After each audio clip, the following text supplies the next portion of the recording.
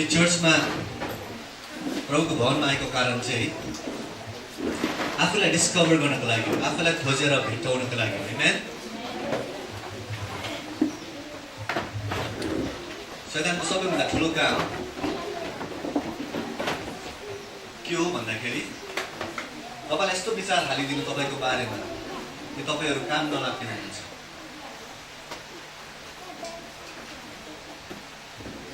बुझ्नुभयो? शैतानको सबैभन्दा ठुलो काम के अरे प्रियो? शैतानको काम चाहिँ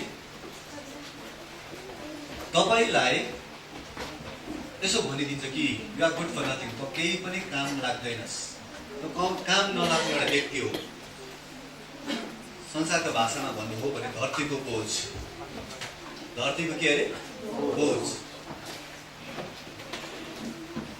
अनि शैतानले हामीलाई दोस्याउने प्रक्रियामा हाम्रो विगतलाई देखाइदिन्छ। विगत दिनमा हामीले गरेको भुलहरूलाई देखाइदिन्छ। विगत दिनमा हामीले मिस्टेक, जुन प्रकारको मिस्टेक गरेका छौँ त्यो मिस्टेकहरू डेभलपले देखाइदिन्छ। अनि हाम्रो जीवन त्यो क्षेत्रमा छ भने, त्यो इन्भाइरोमेन्ट भित्र छ भने, त्यो वातावरण भित्र छ भने त्यो इन्भाइरोमेन्टबाट हामीले हाम्रो जीवनलाई निकालिहाल्नुपर्छ। अनि आफूलाई डिस्कभर गर्नुपर्छ, आफूलाई खोजेर निकाल्नुपर्छ। हामीले के गर्नुपर्छ अरे प्रियो? आफूलाई खोजेर निकाल्नुपर्छ। किनभने चर्चमा आउने प्रत्येक व्यक्तिहरूलाई परमेश्वरले बुलावट दिनु भएको छ। के दिनु भएको छ? बुलावट दिनु भएको छ। प्रत्येकको जीवनबाट परमेश्वरले काम गर्न चाहनुहुन्छ। के गर्न चाहनुहुन्छ? अनि जुन काम तपाईले गर्न सक्नुहुन्छ त्यो काम अरूले गर्न सक्दैन। सबैले भन्नु, जुन काम म गर्न सक्छु त्यो काम अरूले गर्न सक्दैन। ओके, सुन्नुहोस् है। अब तपाईले आफूलाई खोजेर निकाल्नु हुँदैछ। तपाईभित्र भएको गुणहरूलाई, तपाईभित्र भएको बुलावटलाई परमेश्वरले तपाईलाई किन चुन्नु भयो त्यो कुरालाई तपाईले निकाल्नु हुँदैछ। अब बिस्तारै के गर्नु हुँदैछ? निकाल्नु हुँदैछ। एउटा कुरो म तपाईलाई भन्न चाहन्छु, परमेश्वरले मानिस जातिलाई भिन्दै भिन्दै प्रकारको गिफ्ट, भिन्दै भिन्दै प्रकारको वरदान दिएका हुन्छ। सबैलाई एकै प्रकारको वरदान हुँदैन। हामी सबैलाई भिन्दै भिन्दै प्रकारको वरदान हुन्छ। के हुन्छ अरे प्रियो? भिन्दै भिन्दै प्रकारको वरदान। अनि परमेश्वरले हामीलाई वरदान दिनुभएको कारण चाहिँ त्यो वरदानबाट अरूलाई फाइदा होस्। कसलाई फाइदा होस् प्रियो? फेरि भन्नुहोस्, फेरि भन्नुहोस्। ओके। अनि पृथ्वीमा हामी, संसारमा हामी एउटा सफल व्यक्ति भएर बाँच्नु हो भने नम्बर 1 हामी भित्र भएको परमेश्वरको बुलावटलाई हामीले थाहा गर्नुपर्छ। अनि त्यो बुलावटबाट चाहिँ अरूलाई फाइदा पुग्नुपर्छ। बुलावटबाट कसलाई फाइदा पुग्नुपर्छ? अरूलाई फाइदा पुग्नुपर्छ। तपाईको कलिङबाट, तपाईको गिफ्टबाट, तपाईको वरदानबाट अरूलाई फाइदा पुगेको हुनुपर्छ, अरूलाई मद्दत पुगेको हुनुपर्छ। भन्नुको अर्थ के चर्चमा आउने प्रत्येक व्यक्तिलाई नै परमेश्वरले कलिङ दिएको हुन्छ, बुलावट दिएको हुन्छ भन्ने एउटा प्रश्न उठ्छ। चर्चमा आउने प्रत्येक व्यक्तिले केही न केही गर्नै पर्ने हो भन्ने एउटा प्रश्न पनि उठ्छ। चर्चमा आउने प्रत्येक व्यक्तिले गर्नै पर्ने हो, नगरी हुँदैन भन्ने एउटा प्रश्न उठ्छ। आज तपाईको चर्चको पास्टर भएको कारणले गर्दा म तपाईलाई भन्दैछु कि प्रभुको वचन अनुसार चर्चमा जतिजना व्यक्तिहरू हुन्छ त्यो व्यक्तिहरूलाई परमेश्वरले बुलावट दिएर चर्चमा पठाएको हुन्छ। आमेन। प्रत्येकलाई नै। अनि प्रत्येक व्यक्तिहरू कुनै न कुनै क्षेत्रमा प्रयोग हुनुपर्ने भनेर प्रश्न गर्दाखेरि हो, कुनै न कुनै क्षेत्रमा तपाईहरू प्रयोग हुनै पर्छ। आमेन। आमेन। किनभने एउटा व्यक्ति एउटा क्षेत्रमा राम्रो हुन्छ, अर्को क्षेत्रमा राम्रो हुन्छ, अर्को क्षेत्र अर्को व्यक्ति भिन्दै भिन्दै क्षेत्रमा राम्रो हुँदै जान्छ। अनि म जुन चाहिँ क्षेत्रमा राम्रो छु, मेरो राम्रोपनाले अरूलाई फलो गरेको हुनुपर्छ, अर्को व्यक्तिले अर्को क्षेत्रलाई फलो गरेको हुनुपर्छ। आमेन। त्यसै कारणले गर्दाखेरि चर्चको निर्माण भएको, चर्च भएको अर्थ नै इट्स अ कल्ड, यो झुण्ड बोलाएको, दाम तिरेर बोलाएको नयाँ जीवन पाएको व्यक्तिहरू, बोलाएको व्यक्तिहरूको एउटा झुन्ड हो चर्च भनेको, एक्लेसिया, कल्ड आउट वान्स। आमेन। चर्च भनेको एउटा शरीर हो। चर्च भनेको के अरे प्रिय? शरीर हो। चर्च भनेको शरीर हो। शरीरमा के हुन्छ? अङ्गहरू हुन्छ। सबैले भन्नुहोस् अङ्गहरू। शरीरमा के हुन्छ? अङ्गहरू हुन्छ। प्रत्येक अङ्गको मूल्य छ कि छैन भन्नुहोस् त प्रिय? छ कि छैन? प्रत्येक अङ्गको मूल्य छ। त्यस्तै प्रकारले गर्दाखेरि चर्चमा आउने व्यक्तिहरू जतिजना छन् प्रत्येकको मूल्य छ यो चर्चमा। हालेलुया। प्रत्येक व्यक्तिहरूबाट प्रभुले काम गर्न चाहनुहुन्छ। प्रत्येक व्यक्तिहरूबाट। म तपाईँले जुन चाहिँ काम गर्न सक्नुहुन्छ त्यो काम म गर्न सक्दिनँ भन्नुको अर्थ I need you, you need me. Simple. मलाई तपाईँको जरुरी पर्छ, मेरो जरुरी तपाईँलाई पर्छ। विश्वासीहरू पनि त्यही हो, एक अर्का। तपाईँहरूलाई एक अर्काको जरुरी परि नै रहन्छ। हामी संसारमा छौँ प्रिय। हामी संसारमा भएको कारणले गर्दाखेरि हामीलाई एक अर्काको जरुरी घरि परिरहन्छ। हामीलाई घरि बादमा हामीलाई एक अर्काको जरुरी पर्छ। त्यसले गर्दाखेरि प्रिय लर्न, तपाईँले एउटा कुरो सिक्नुपर्छ। चर्चमा रहेर तपाईँ प्रयोग हुन सिक्नुपर्छ। के हुन सिक्नुपर्छ? प्रयोग हुन सिक्नुपर्छ। अहिले हामीले के सिकाउँदैछौँ भन्दाखेरि चर्चमा प्रत्येक व्यक्तिलाई वरदान दिएको छ। त्यो वरदान चिनेर निकाल्नु, त्यो कलिङलाई चिनेर निकाल्नु। आमेन। तपाईँको कलिङ, अनि त्यो कलिङलाई तपाईँले प्रयोग गर्नुपर्छ। देख्नुभयो अहिले हाम्रो नानीहरूको प्रभु मसित बोल्नुभयो। हामीले एक दुईजना टिचर्सहरू, 4-5जना टिचर्स, सन्डे स्कुल टिचर्सहरू रेज गऱ्यौँ। उहाँहरूको जीवनबाट चर्चलाई मद्दत पुगेन भन्नुहोस् त? पुगेन? अब हाम्रो अझै एउटा मिनिस्ट्री सुरु हुँदैछ। यो मिनिस्ट्री चाहिँ हस्पिटल मिनिस्ट्री हो। के हुन्छ अरे प्रिय? Hospital ministry. यो हस्पिटल मिनिस्ट्रीमा हामीलाई अगुवा गर्नको निम्ति प्रभुले मलाई एउटा व्यक्ति दिनुभएको छ। मेरो हृदयभित्र हालिदिनु भएको छ। आमेन।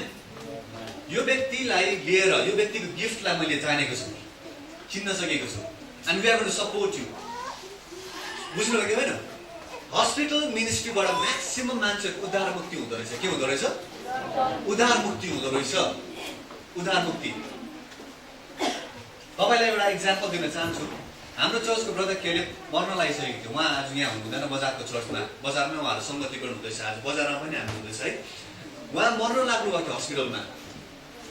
5 दिन कोमामा जानुभएको। तर एकजना दिदी गएर हाम्रो ब्राइनको मम्मीहरूले जानु भएर चाहिँ प्रार्थना गरिदियो। उहाँले बिमारीबाट जाति हुनुभयो। हैन? बिमारीबाट जाति भयो। उहाँ र उहाँको परिवारले उद्धार मुक्ति पायो। हालेलुया। उद्धार मुक्ति पायो। अनि अब सुन्नुहोस् प्रिय, म हस्पिटलको क्षेत्रमा म कमजोर छु, तर म एज अ लिडर म कुन चाहिँ व्यक्तिलाई कुन क्षेत्रमा हाल्नुपर्ने त्यो कुरामा चाहिँ सिपालु छु। हालेलुया। आमेन। कुन कुरामा कुन व्यक्ति सिपालु छ त्यो कुरो खोजेर निकालेर त्यो क्षेत्रमा खेल्नुमा चाहिँ म के छु? सिपालु छु। त्यसले गर्दाखेरि एक्साइटिङ अब हाम्रो हस्पिटल मिनिस्ट्री सुरु हुँदैछ। के हुँदैछ? जसरी हाम्रो किड्स मिनिस्ट्री, नानीहरूको सेवा सुरु भयो, तपाईँले देख्नुभयो यो नानीहरू कति साह्रो आशिषित भयो। त्यस्तै प्रकारले अब हाम्रो हस्पिटल मिनिस्ट्री पनि मेडिसिनको एउटा टिम सेट हुँदैछ। त्यसको लागि हामीले प्रार्थना गर्दैछौँ। आमेन। हालेलुया। किनभने यो चर्चबाट मानिसहरूले आशिष पाउन पर्छ। हामीमा भएको वरदानहरूले मानिसहरूले के पाउनु पर्छ? आशिष पाउनु पर्छ। हामी यो चर्च सिद्ध चर्च छैन, पर्फेक्ट चर्च छैन। यो चर्चको पास्टर पर्फेक्ट छैन। यो चर्चको विश्वासीहरू पर्फेक्ट छैन। हामी सबै कुरामा पर्फेक्ट 100% पर्फेक्ट छैनौँ। तर प्रभुको दयामा हुर्किने एउटा चर्च हो यो चर्च। आमेन। यो चर्च एउटा सिक्ने चर्च हो। आमेन। यो चर्चले परमेश्वरले हामीलाई सिकाउँदाखेरि हाम्रो कानहरू खुल्ला हुन्छ। आमेन। जसको कान छ त्यसले सुनोस् भनेको छ। आमेन। पवित्र आत्माले मण्डलीलाई के भन्न चाहनु हुँदैछ त्यो सुन्नको निम्ति आज हाम्रो कानहरू खुल्ला हुनुपर्छ। र मैले भनिहालेँ तपाईँहरूलाई कि you have to discover yourself. धेरैचोटि हामीले अरूलाई फोकस गर्छौँ, अरूलाई ध्यान दिन्छौँ, तर हामीमा भएको गुणहरूलाई हामीले ध्यान दिँदैनौँ। जबसम्म तपाईँ को हुनुहुन्छ भन्ने कुरालाई तपाईँ चिन्नु हुँदैन, तपाईँको लाइफ बोरिङ हुन्छ। तपाईँले अरूलाई भुल सम्झिनुहुन्छ, तपाईँले आफूलाई दोस्याउनुहुन्छ। आइम गुड फर नथिङ, म त खत्तम रहेछु, म काम नलाग्ने रहेछु। मैले तपाईँलाई भनिहालेँ परमेश्वरले कुनै पनि व्यक्तिलाई काम नलाग्ने बनाउनु भएको छैन।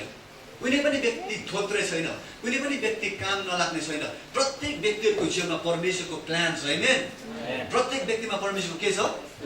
प्लान छ। परमेश्वरको प्लान छ। सुन्नुहोस् प्रिय, आज तपाईँको पास्टरले तपाईँलाई हेल्प गर्दाखेरि, तपाईँको पास्टरले तपाईँको जीवनलाई ठिक दिशामा लाने काममा सहायता पुर्याउँदाखेरि तपाईँले रेस्पोन्ड गर्नुहोस्, तपाईँलाई धेरै फाइदा हुन्छ। आमेन, तपाईँलाई धेरै फाइदा हुन्छ।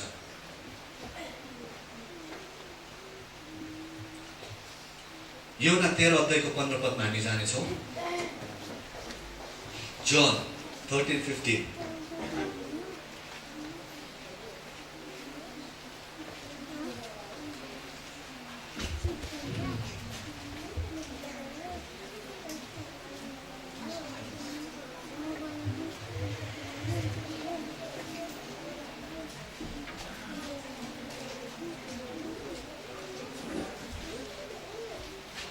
तपाईँहरूले पाउनुभयो भने हामी सबैजना मुख खोलेर पढ्नेछौँ है। पढिदिनुहोस् त 13:15।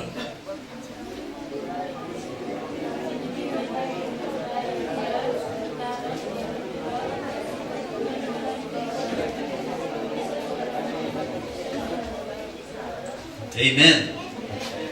अब चर्चको सम्पूर्ण सदस्यहरूले ध्यान दिनुपर्छ, पुरा ध्यान दिनुपर्छ।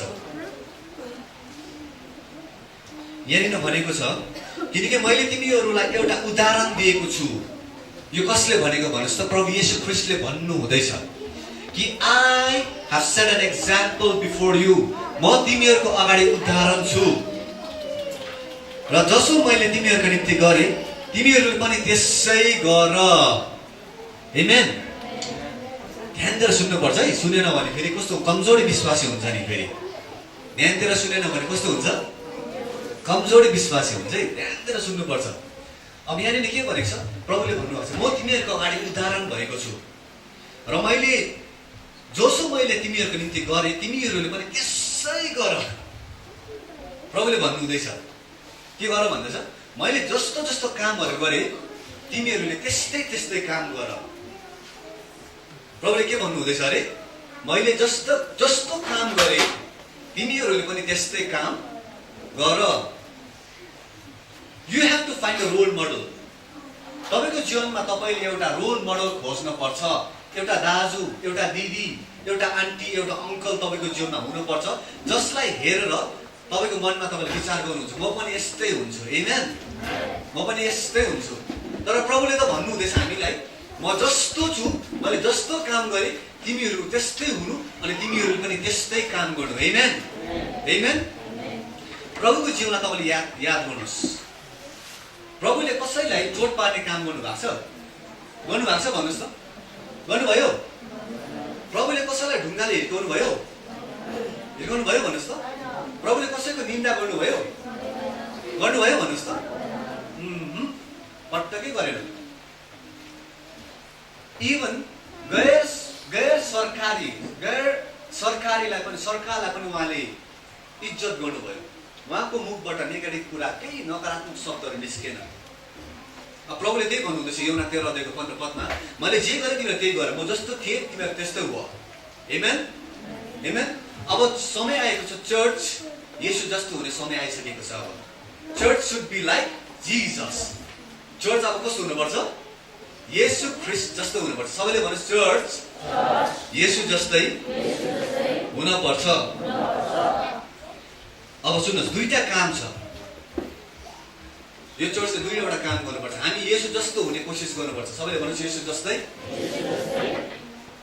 अनि म अरूको निम्ति रोल मोडल, उदाहरण हुनुपर्छ। दुईटा काम छ। तपाईँ येशू जस्तो हुनुपर्छ, नम्बर 1। ओके। अनि तपाईँ कुनै व्यक्तिको निम्ति एउटा रोल मोडल हुनुपर्छ। के हुनुपर्छ अरे? Role model. तपाईँलाई हेर्नु बित्तिकै मान्छेले हौसला पाओस्। तपाईँलाई हेर्नु बित्तिकै मान्छेले के पाओस्? हौसला पाओस्। जब तपाईँहरू मसिनो हुनुहुन्थ्यो, कतिजना यस्तो इन्भाइरोमेन्टमा हुर्कियो, जाँड खाने, रक्सी खानेको ग्रुपमा तपाईँहरू हुर्किनु भयो। तपाईँ सानो हुनुहुन्थ्यो, सानो केटा हुनुहुन्थ्यो, सानो केटी हुनुहुन्थ्यो, तपाईँ यस्तो इन्भाइरोमेन्टमा हुर्किनु भयो जहाँ चाहिँ मदपान दाजुहरूले के गरिरहेको छ? समाजको दाजुहरूले के गरिरहेको छ? मजाले मदपान खाइरहेको छ, सिगरेटहरू खाइरहेको छ, होइन, गाँजा मस्त खाइरहेको छ, है, हो किन भन्नुहोस् त? अनि तिनीहरूले हेऱ्यो, त्यो भाइले, सानो नानीले हेऱ्यो, ऊ ओके ठुलो भएपछि चाहिँ हामीले के गर्नुपर्ने रहेछ, हामीले मस्त तान्नुपर्ने रहेछ, हो कि भन्नुहोस् त। ठुलो भएपछि हामीले के गर्नुपर्ने रहेछ, यस्तो खानुपर्ने रहेछ। हामी ठुलोको चिनारी चाहिँ के रहेछ, ठुलो हुनुको साइन चाहिँ के रहेछ, सिगरेट खानु रहेछ, खैनी खानु रहेछ। ठुलोको साइन चाहिँ के रहेछ भन्दाखेरि अरूलाई कुट्नु रहेछ, अरूलाई मार्नु रहेछ। अब त्यो सानो नानी जब ठुलो हुन्छ नि, त्यो नानीको रोल मोडल जसरी चर्चले येशूलाई हेर्नुपर्छ अनि येशूले गरेको कामहरू गर्नुपर्छ, त्यो सानो नानीले पनि दाजुहरूलाई रोल मोडल बनायो होइन। हामी त्यस्तै थियो पहिला, दाजुहरूले जे गर्छ नि त्यही गरेको लु मैले पनि लु। दाजुहरूले जे गर्यो झन् म त ठुल्ठुलोको ग्रुपमा मात्रै हिँड्थेँ, झन् ठुल्ठुलोको ग्रुपमा मात्रै हिँड्थेँ हो। र त्यसले हामीलाई थाहा छ त है, हामी कस्तो बदमास गरेको पहिला है। आमा खानु नपर्ने कुरा पनि खायो है, खाएन भन्छ। यिनीहरू त कतै सिधा त, म त अलिक बदमास थिएँ है, चुच्चा थिएँ अलिकति, यिनीहरू त अलिक सिधा हो। र दाजुहरूले जस्तो जस्तो गर्नु पर्थ्यो हामीले त्यस्तै गर्नु पर्थ्यो, हामीले त्यस्तै गर्नु पर्थ्यो, सेम त्यही गर्नु पर्थ्यो। किनभने त्यो दाजुहरू हाम्रो के थिए भन्नुहोस् त, रोल मोडल। सबले भन्नुहोस् रोल मोडल। तर अब तपाईँले देख्नुहुन्छ कतिजना नानीहरू डक्टर हुन्छ, इन्जिनियर हुन्छ, राम्रो बिजनेसम्यान हुन्छ, परिश्रमी व्यक्तिहरू हुन्छ। त्यो नानीहरू कस्तो इन्भाइरोमेन्ट हुर्क्यो भने तिनीहरूले रोल मोडल कसलाई बनायो, राम्रो व्यक्तिलाई नै बनायो। कसलाई बनायो, म पनि डक्टर हुन्छु, त्यो अङ्कल जस्तो डक्टर हुन्छु, म पनि त्यो अङ्कल जस्तो त्यो दिदी जस्तो सिस्टर हुन्छु, नर्स हुन्छु, म पनि टिचर हुन्छु, म पनि राम्रो बिजनेस गर्छु। तपाईँलाई म एउटा इक्जाम्पल दिन चाहन्छु।